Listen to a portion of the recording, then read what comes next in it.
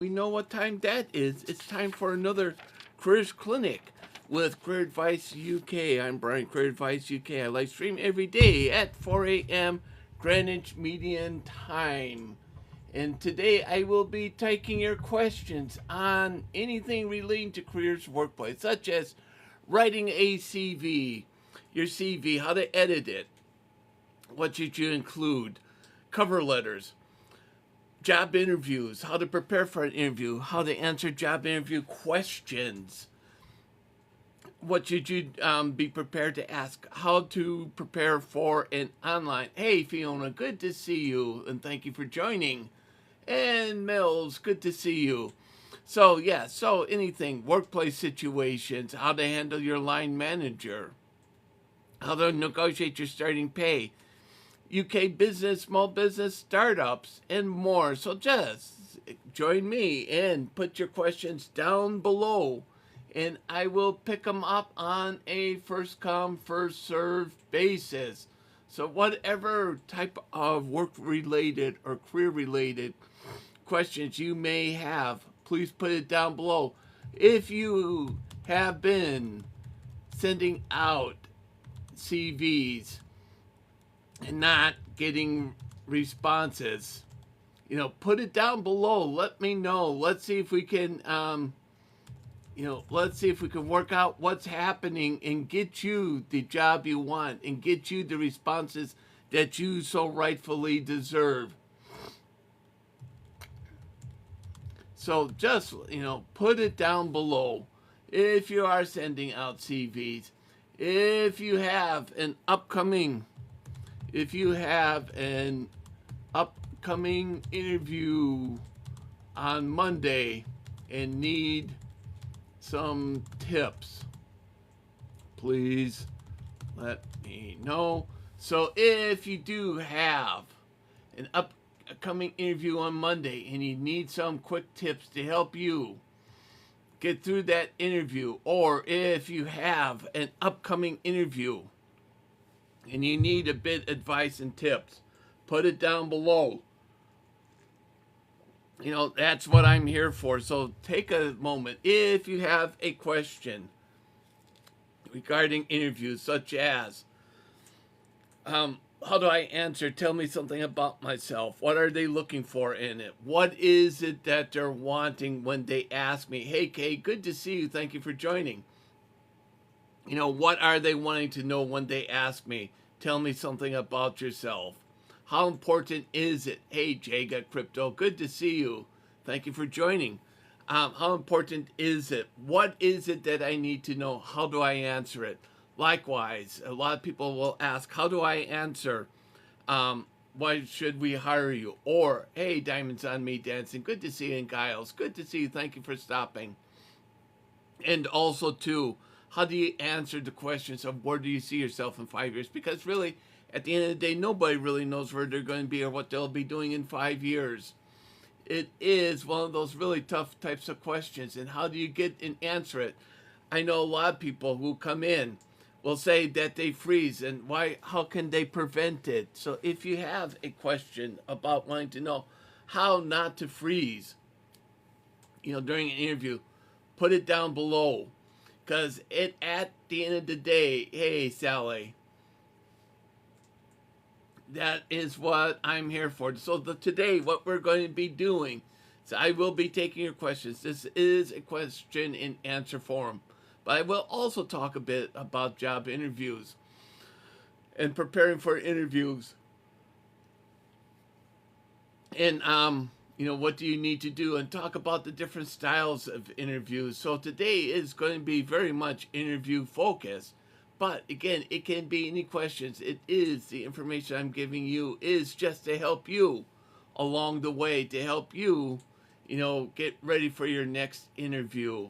But if you have other questions like, what do I need to become an IT project manager? What do I need to do to find a job as a pharmacist, graduate with a degree in pharmacy, and I don't know, what to do. Or I want to start a small business, but I don't know what I need to do. What should I need to consider? How do I start it? if you are just joining. Oh, you do? Oh, well, congratulations, Azra. Oh, that's congratulations on the interview. Is there any questions that you have? Hey, exclusive. Good to see you. So, is there anything, I think if you're doing like a cleaning interview, housekeeping interview, one of the things that they'll probably ask you is just how do you handle certain situations. So it may be, how do you deal with difficult people that may not appreciate seeing you at that time? How do you, keep things confidential that you may hear or see? What do you do? How do you prioritize? How do you manage your day? It will be just a couple of questions along the way. And it is, just see, also too, before you go, take a little bit. Look on the internet to see if you can find the company so you can see if you can learn anything about them. See if you can find the person who will be, hey, Wayne Keenan, good to see you. If you go on to the internet and look at, like, say, LinkedIn, you may be able to see some of them and find them online, and it may just do a little bit of research into them, into the company, and it will help you prepare for it. And it may find that some of it may be, some of it may be some, here's what I found. So what it may be is that you find a bit of insight into some of the questions that they may ask you. And it is, when you do that, it gives you a bit of confidence when you walked in because you're prepared, you're ready, and whatever happens, happens. You can't control everything. You can't control every aspect.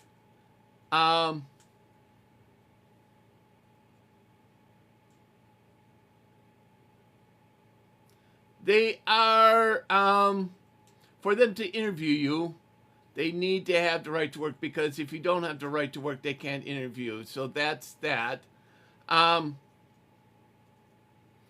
two, if they do interview, so they may hold off giving an offer until they get your DBS back, because they can't really hire you until they have your DBS back.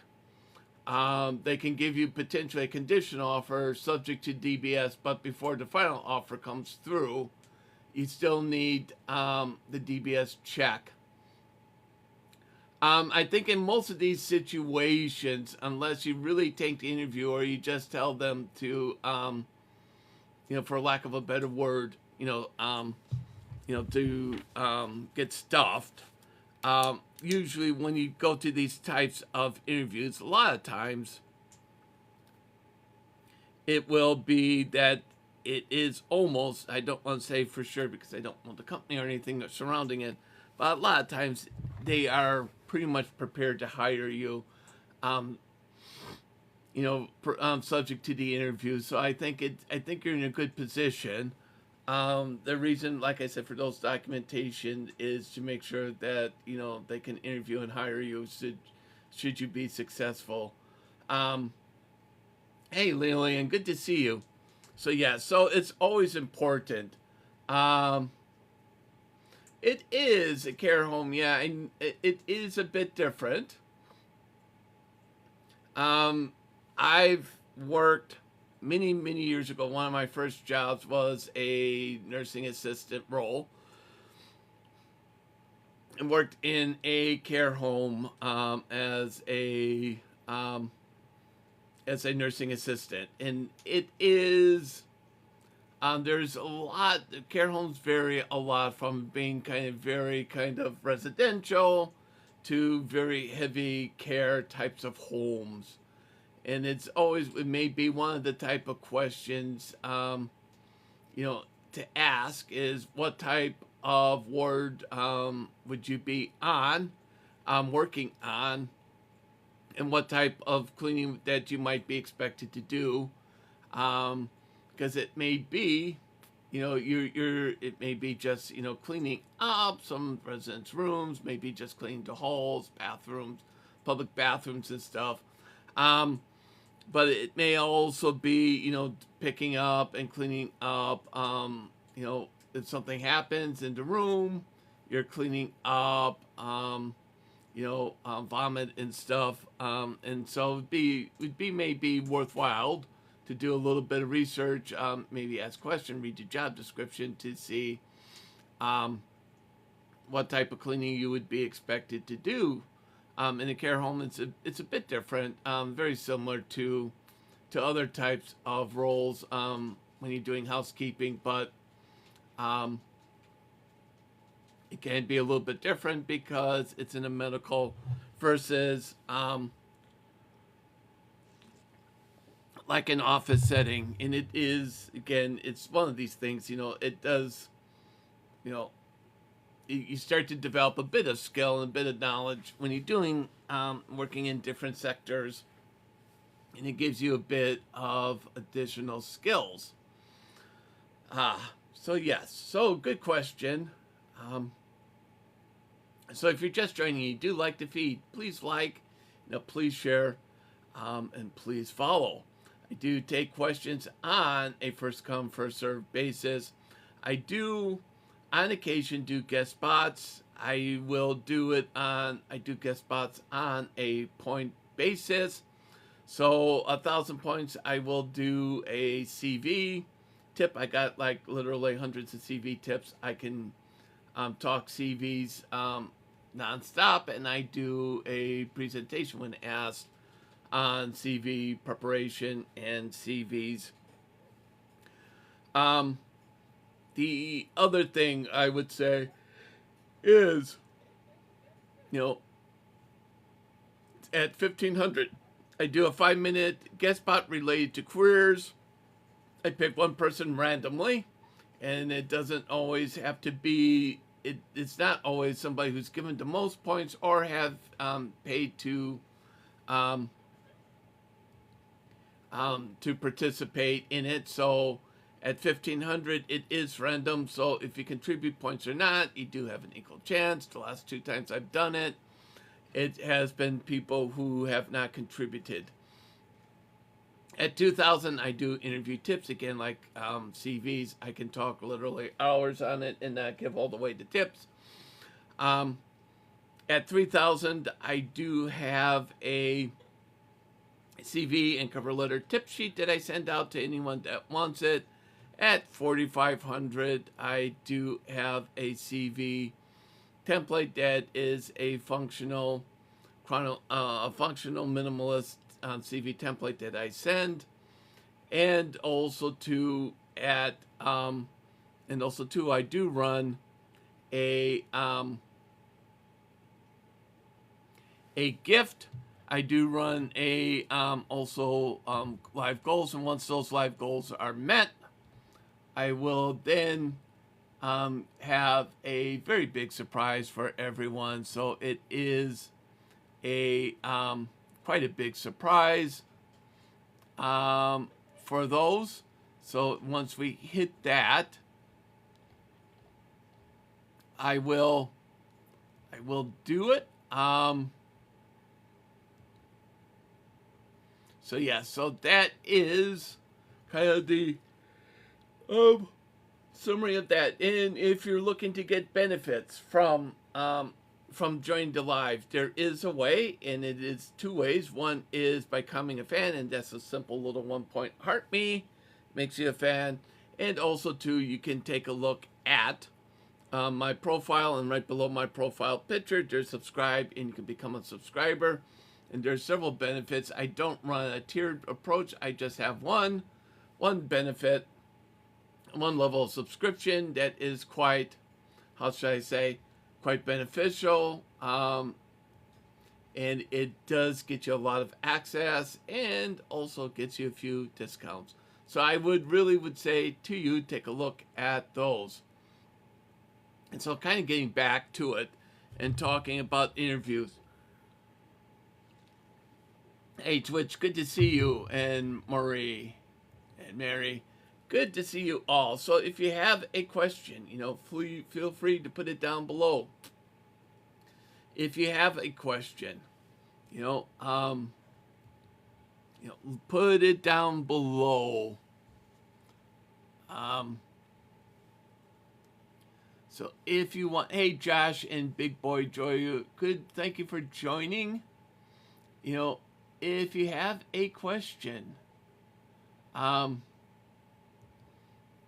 put it down below. If you've been sending out CVs, and you're not getting anything from it, put it down below. Let me know, because there is usually a reason for it, and usually I can give you a quick fix for it.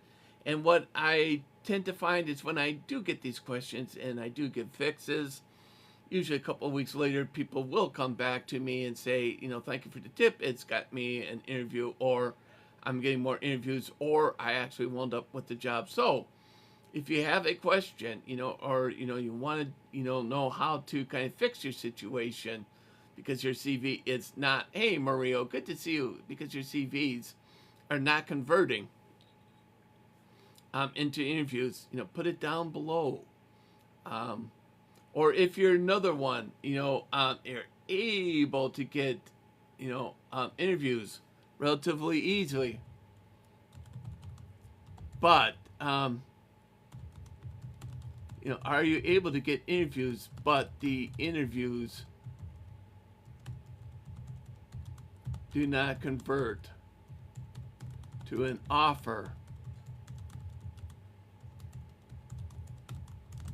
So if you are, if you're one of these individuals who find it is relatively easy to get an interview, but those interviews are not converting into an offer, let me know. And let's see what we can do for you, because there's usually a quick fix for those too. Hey, Nico Watkinson, good to see you. So if you do have if you're sending out in CVs and you're getting, hey, Harry and User, good to see you too for joining. If you're sending out CVs and you're getting interviews, but those interviews are not converting into a job offer, then let me know. Let's see what we can do to fix it, because that's what I'm here for. Hey, no problem. Totally understand. It is not always the best time for me. As you can see, this is my coffee. So I drink coffee because I'm still a little tired too, but doing this, I need to kind of be awake. And so sometimes I'm awake, and like today, still a little bit tired from it. It is, I know a lot of times with people, when I do the lives at 4 a.m., I get people who are working night shifts, people who can't sleep, and also people who are getting up to go to work, or they're just getting up like me. And so it is a very variety of people that do join. Yes, I do this. I'm similar. I work at in the morning about 8, and I do have a whole bunch of things I need to do in the morning. So 4 a.m. tends to be a good time for me. Hey, Digital Wealth, good to see you. So it is, it is one thing I do. So for me, I work early. I work at 8 a.m., but I have a few things I need to do. So I'm up. I get the dog up, let him out, feed him, get ready to do this, and then I have a few things in the morning, and then off to work. Work at home at 4 a.m. at about 8:30. So, hey, did you? Well, thank you for the likes. So yeah, so it is a bit of a challenge. It is, but it is a very kind of interesting group that I get at this time. So if anyone, has a question, you do like the feed, please like, please share, and please follow, because it is, yeah, it's my Amy, it's my name, Arm Foreign. Take a look at my name, and that will give you the clue will give you the answer to your question.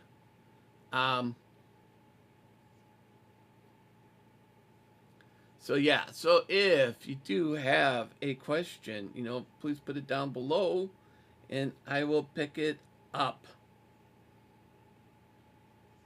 So yeah, so if you do have a question and you do have anything career related, work related,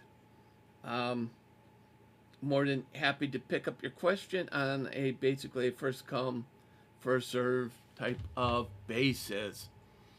So no, again, that is it shouldn't be, because it is, people are, UK is a multicultural, multinational country.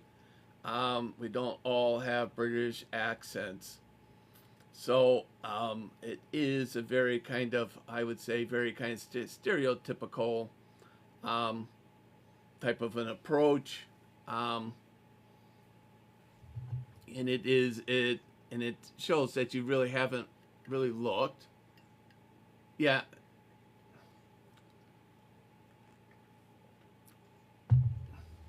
Yes. So it is, you can't make assumptions just solely based on accents. It is very stereotyping. I'm a research contracts manager. I work in the public sector, manage, draft, and advise on contracts. For the public sector and mostly charities. I primarily work with charities. I work on basically I work on through an umbrella. There is a lot of opportunity. No, I'm married. My spouse is also on TikTok. It's for my thoughts on careers without degrees. I don't necessarily think that you need a degree, for a job. But what I think it does open up opportunities for you. Um, no, no, like I said, my spouse is on TikTok. She has a lot bigger following than I do, and she's been in the Daily Mail several times.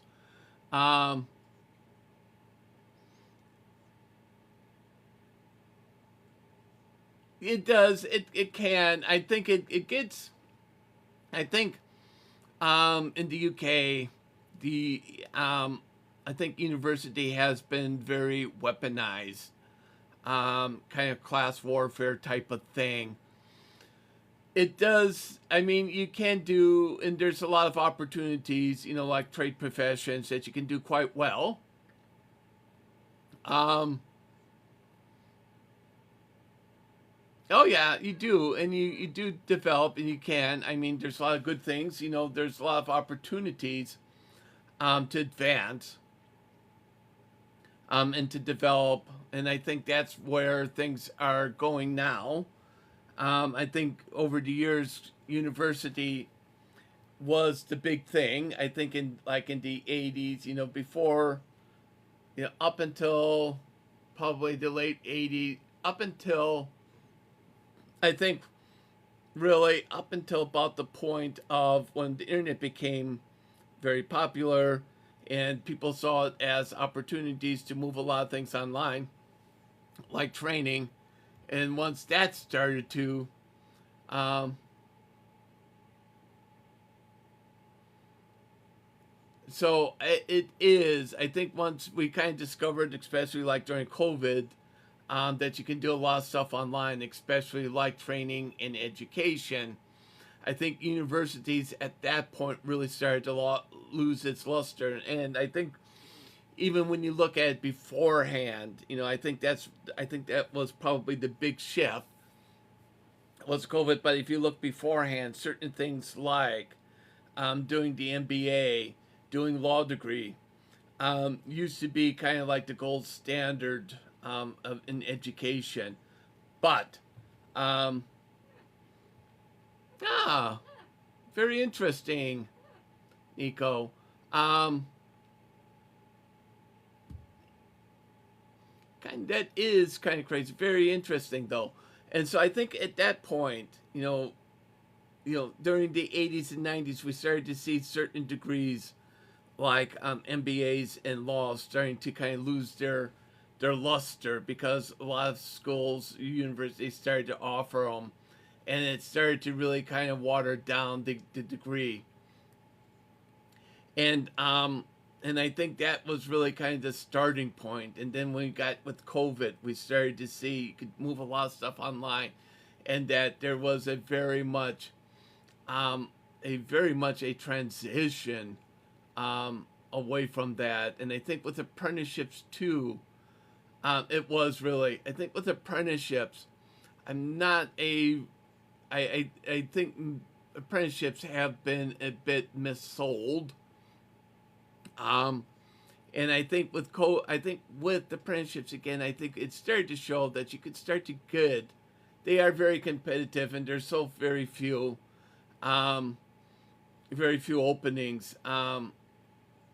It is very much a lottery draw, and they promote it as a way of getting education for free.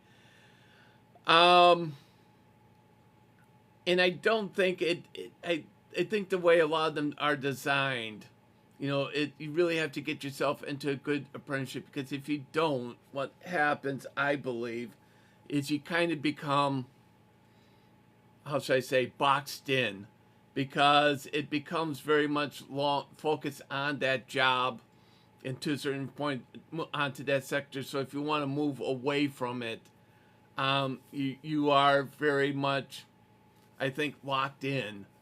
And so it is something when you do apprenticeships, I think there has to be a really large focus on portability.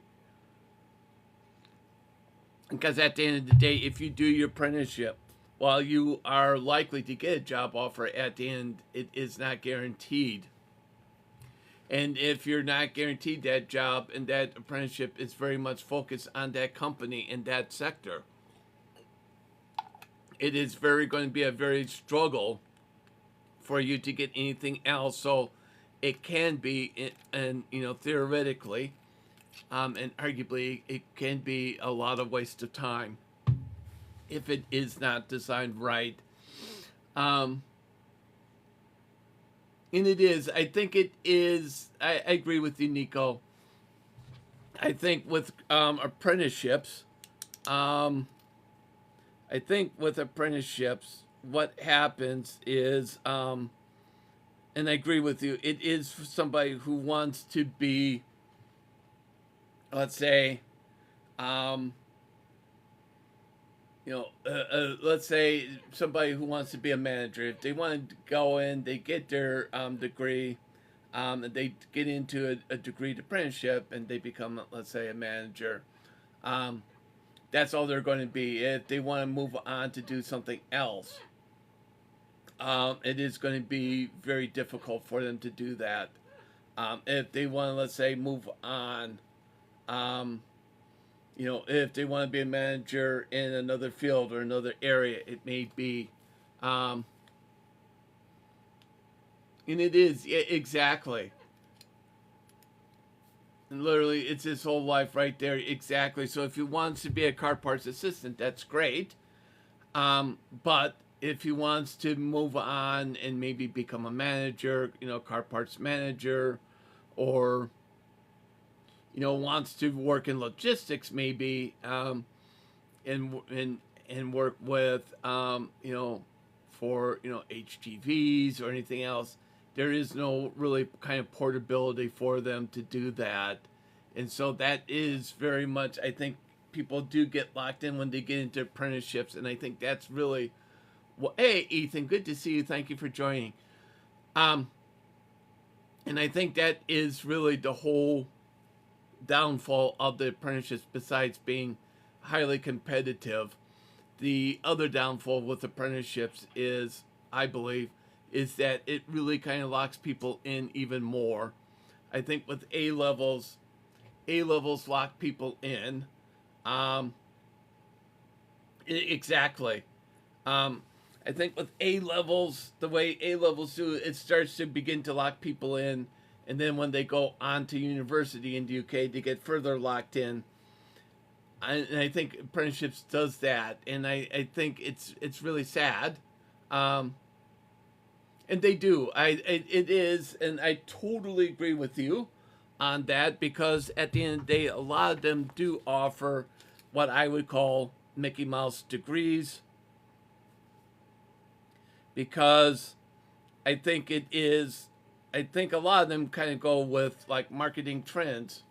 Um, with market trends. And so they'll see people have an interest in, business and law, so let's make a business law degree.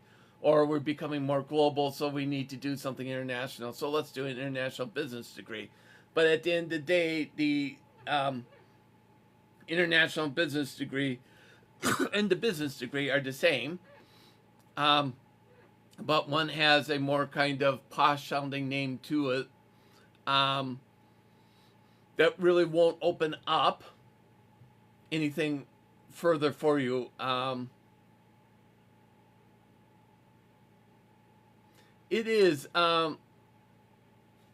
It is very much, and it is. Hey, that's Einstein in the back. He's.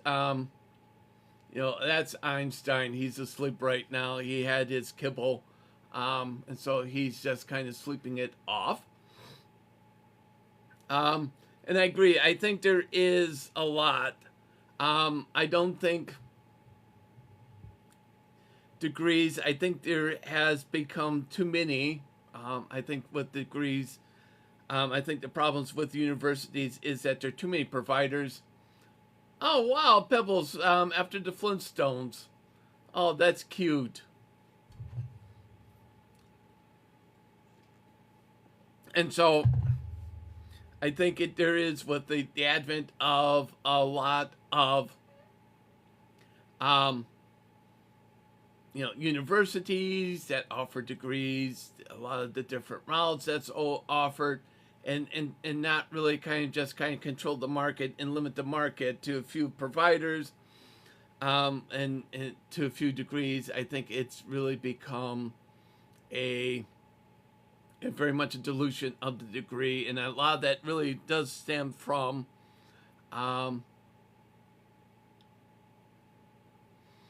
yeah, it is in the US too. It's a very different, and for me, I don't know much about the German system, but like in the US, the one thing that I really like about the US university system compared to the UK is that in the US they recognize it takes time for students to age and kind of mature and stuff, and they don't know right away what they want to do, and they just and so what happens is in the UK, because you do the A levels and stuff, what happens is you start to get locked into a career path that you have absolutely no idea or any idea about. And so you start to get locked in, and then when a few years down the road you find out, hey, this is not what I want to do.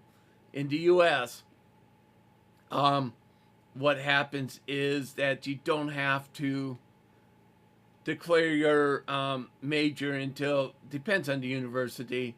Sometimes it depends on the university and your program. So if you're doing, let's say, nursing or teaching, you have to pretty much declare right away. But anything else, basically, you don't really have to until your end of your sophomore or junior year to make that final decision, and that gives you time. And the theory behind that It's to give you time to explore, to take courses, to learn more about it before you really have to um, make a decision. Um,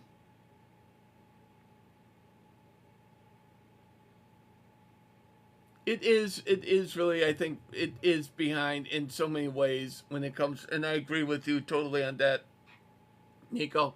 I think in my opinion, I think the UK university system is not fit for purpose at all. I think it's overly complicated. I think it is.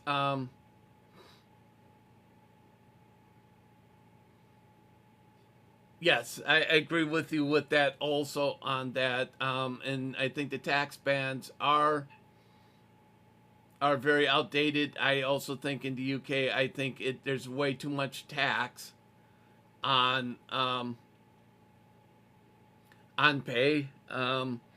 Because I don't think you should be, paying 40% at 50,000. That's um, I think that is, I think, ludicrous when we're talking. It is almost the average pay. We shouldn't be having to pay so much tax on what becomes very much average wages. And I think that is just really kind of brutal on it. No, it isn't. Actually, in the U.S., there is no 40%. It is the highest tax rate is 30, and it doesn't kick in until you make $630,000. So, and I think if you kind of do it as a comparison to if you take the UK US comparison, hey Josh, how are you? How are you doing? From the US to the UK, um, you don't pay, you pay a lot more in taxes. Um, I'm doing good, Josh. Glad to hear you're doing good. You pay a lot more in taxes in the UK because nobody should be paying 40% tax on 50,000 US. They don't even have it.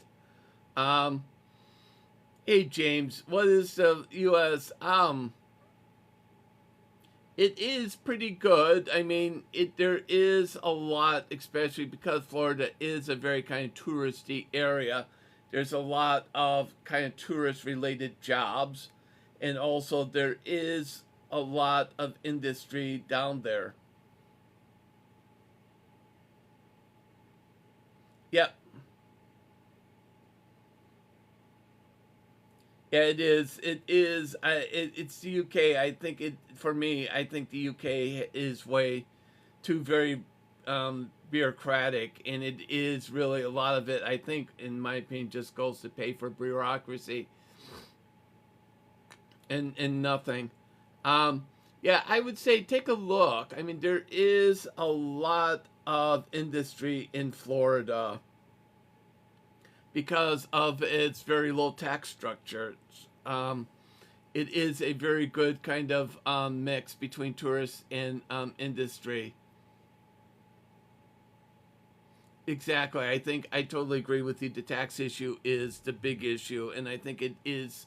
I think it's grown way too much.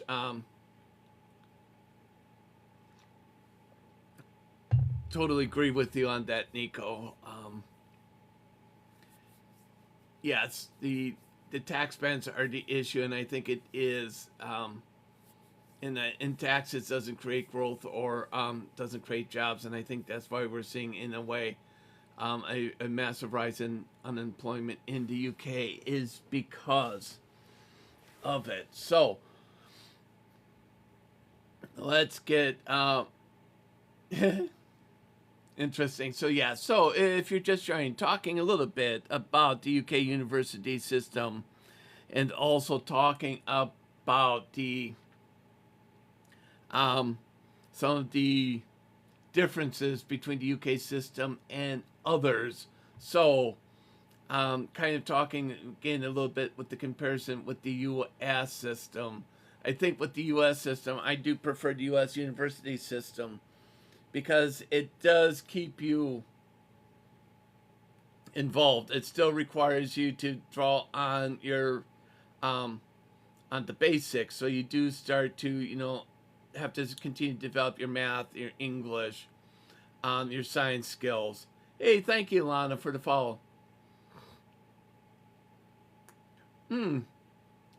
It will be interesting.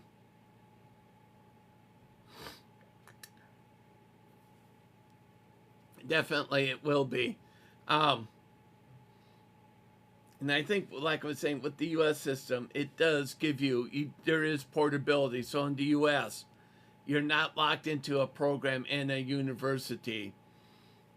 If after, let's say, a term there, you find at your university, the university is not fit for you, you can easily, I mean, without any loss of, in most cases, depending on your program in the university, in most cases, you can easily transfer and not lose any credits and continue on and keep your loans. You don't have to go through a whole.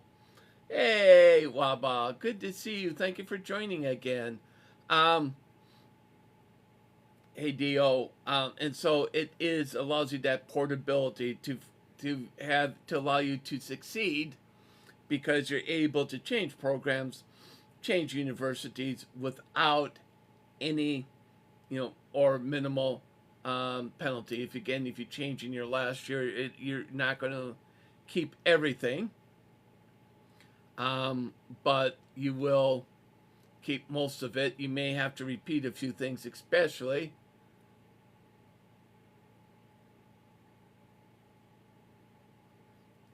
Yes, interesting. They definitely do. They definitely do. I have a friend that was going to come out here and visit, and basically do their whole holiday on credit cards, and we kind of warned them against that. So yeah, so if you do have any questions whatsoever regarding careers, CVs, cover letters, and university, you know, anything university related, workplace, cover letters. How do you write a cover letter, or how do you edit a cover letter, a CV? How long should a CV be? Or interviews. Especially what to expect on a one-sided interview. How do you prepare for a one-sided interview? Um, how do you prepare for an online interview? What to expect on an online interview? I've had people ask previously, how many people would you expect on a online interview? Um, you know, what are the types of questions you may be asked? Is it, the same like a regular interview? Um, it is all these types of questions. So, an interesting question. I would probably say work for myself. For me, I would opt working for myself because I like to have the control of what I do.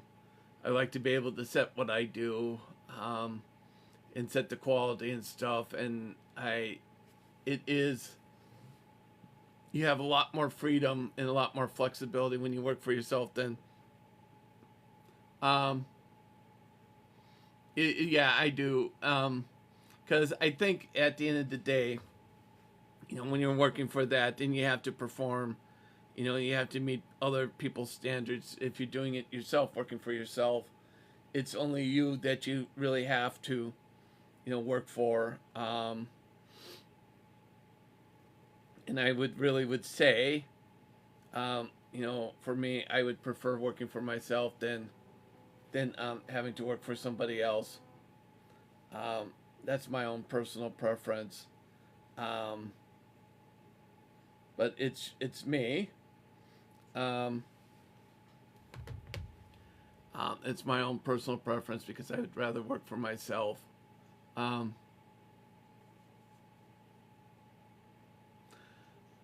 hey, Andres, it is, it really is interesting. If you do, if you're doing self-employment, um, that's an interesting question. I don't know off the top of my head, but I do know, at least from my own kind of experience in the field because I sit kind of on the periphery. I sit what's called in IR 35, which means I'm technically an agency worker, but somebody who's also self-employed. But from a tax standpoint, I'm treated as an employee, but I'm not. It's one of these really bizarre UK things. Um, what I do find when I do run into people um, who are self-employed, the biggest thing I wind up meeting are consultants, people who do business consulting, um, or in IT consulting as like a software um, engineer or software expert, or business consultant are the two really big ones that I typically encounter. But I think it's, if you're doing sole trader, you can do almost anything. You can set up an online business, you can run online, you can do sales. It is, it is very flexible, and it is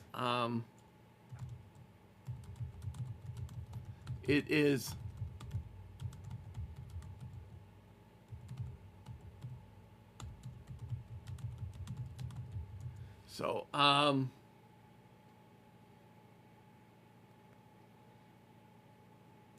I would say, again, taking a look at no, I agree with you. I worked in IT too. Um, and it does get boring because for me, well, I come across as being very extroverted. I'm not extroverted. I tend to be more introverted. Um, and it worked. IT worked for me, but the thing I found with IT is I didn't like working with things. Um, and I was more of a people person in the sense that I preferred contact with people. And when I worked in IT, I could go sometimes like 3 or 4 days without really having contact with people, and that really would kind of bother me. Um, I don't mind talking to people. People can.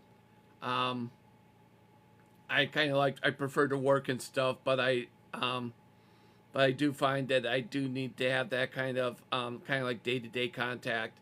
And after about 15 years in IT, I just burnt out and just said I had enough. Um, and it just got to me because for me to really kind of progress on, I really had to kind of specialize a bit more.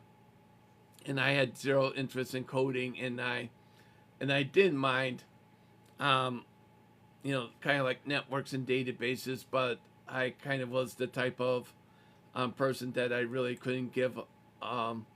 I really couldn't care. I just kind of, I found it interesting to a degree, but I just couldn't see spending the next like 20 or 30 years doing databases or network. So I kind of decided it was time for a career change. It was. I don't mind. I like HTML, PHP, Java, um, and did systems management, but it was boring. I didn't. I did the type of people when I did have contact.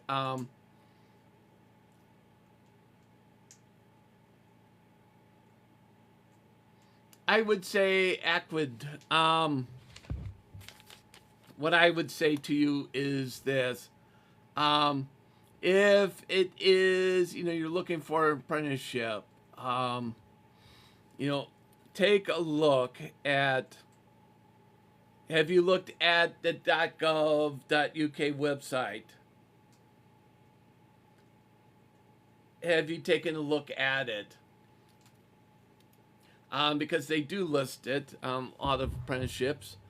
Um, what I would say, if you want an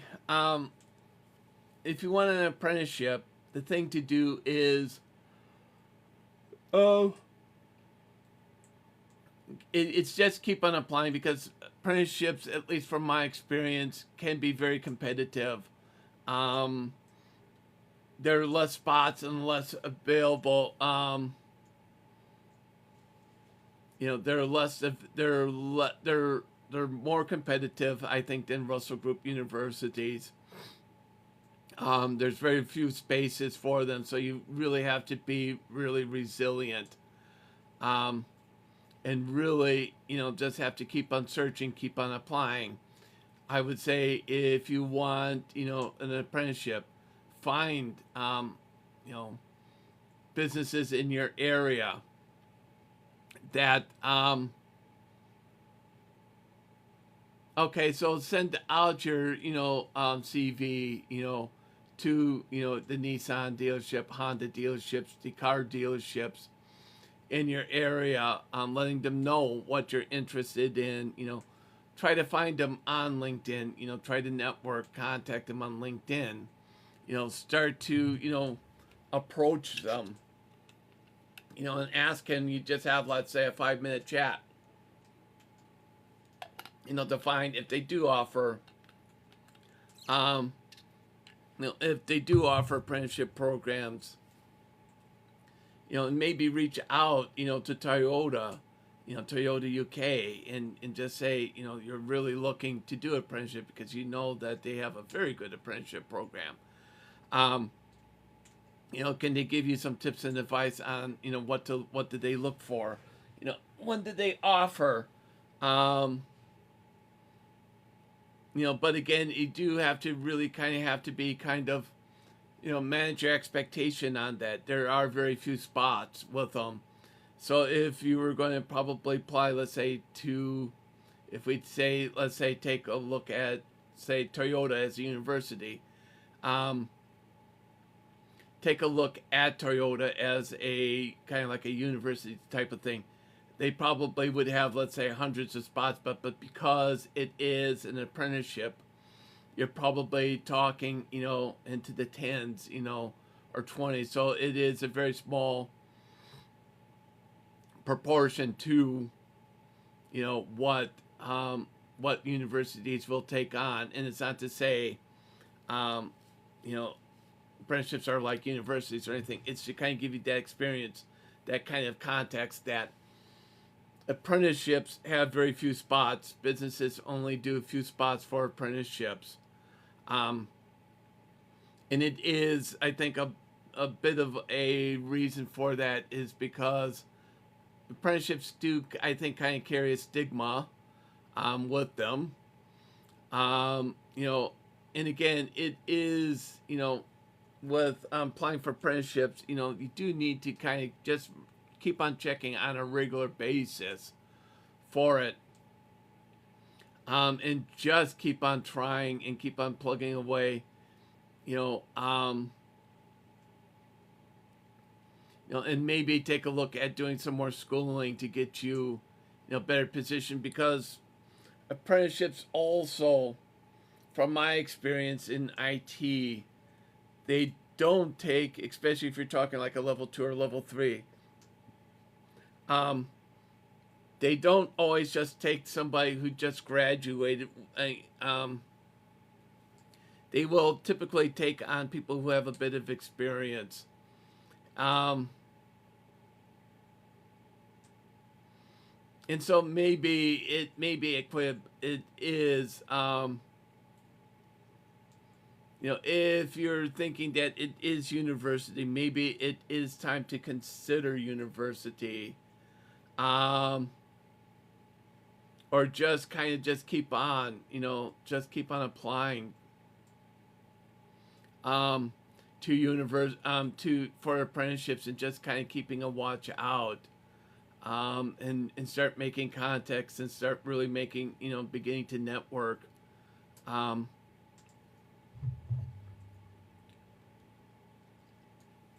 and I would say just try to start networking and, try to take advantage of LinkedIn as a way to kind of network and make, contact with, um, with people who run apprenticeship programs with in the area, with the companies you want. So if you're looking at, Nissan or Honda or Toyota, start to see, you know, if you can make contact, send them all speculative CVs, um, and just start coming up with a plan. I think if you come up with a plan and come up with a strategy and start making contact, you may just find that something may break for you. And I agree with Nico. I think a lot of it really has to do with a bit of timing, because it does seem. I think it is. I think it is one of these things is.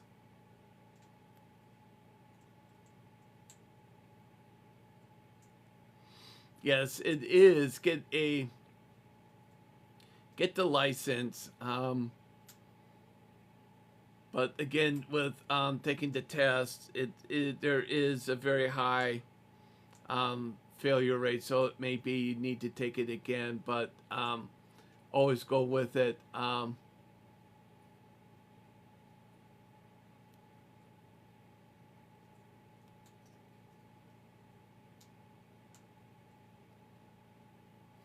Yeah, I think that's good advice, Nico. And again, it is just to kind of keep your keep your options open, and don't get too focused on one thing.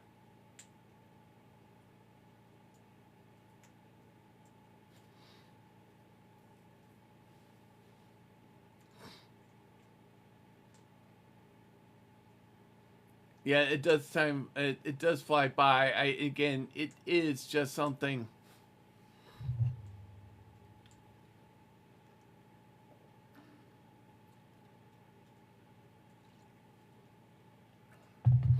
You do. No, that is. No, I agree with you on that, Nico. I think it is.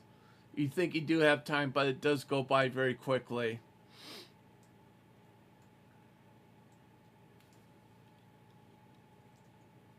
Have you tried to ask about, why have if you've been chasing this apprenticeship since 17, what, have they given you any feedback as to why you haven't been successful?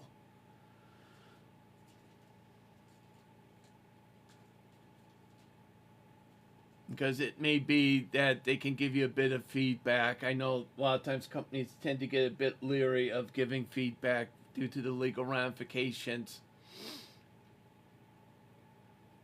and the damage to reputation that can result, especially in the digital age, from giving feedback. So they tend to be very reluctant. Hey, Megan. Hey, Jacuzzi. Good to see you, and Hayden. So if you're just joining and you do like,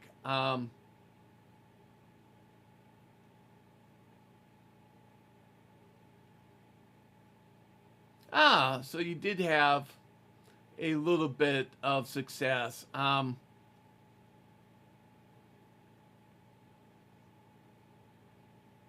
It could be. It depends on if they're classifying as like a work if it is work. It is temporary, but it may not be temporary contract as a work contract. It could be if they're doing it as like an apprenticeship or training work experience. So yeah, so if you're just joining and you like the feed, please like, please share, please follow, as it does. Yeah, they would normally review you and extend, but I've been on contracts before, and it doesn't always happen.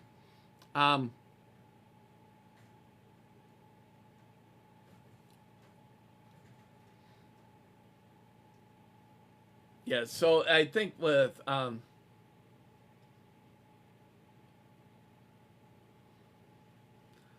so maybe it's just you just kind of got your timing wrong, and just keep on trying. So yeah, so if you're just joining and you like the feed, please like, please share, please follow. And if you do feel inclined, please send gifts, as it does help me to know what people do like. Timer is beginning to run down a little bit here. I will be back tomorrow at 4 a.m. Greenwich Median Time. I'm taking your questions. I just want to say thank you for the likes to give the likes, the shares, and the follows. Oh yeah, McDonald's has probably one of the world's best training programs in development. Um, yep, yep. Thank you, and I will see you back tomorrow at 4 a.m.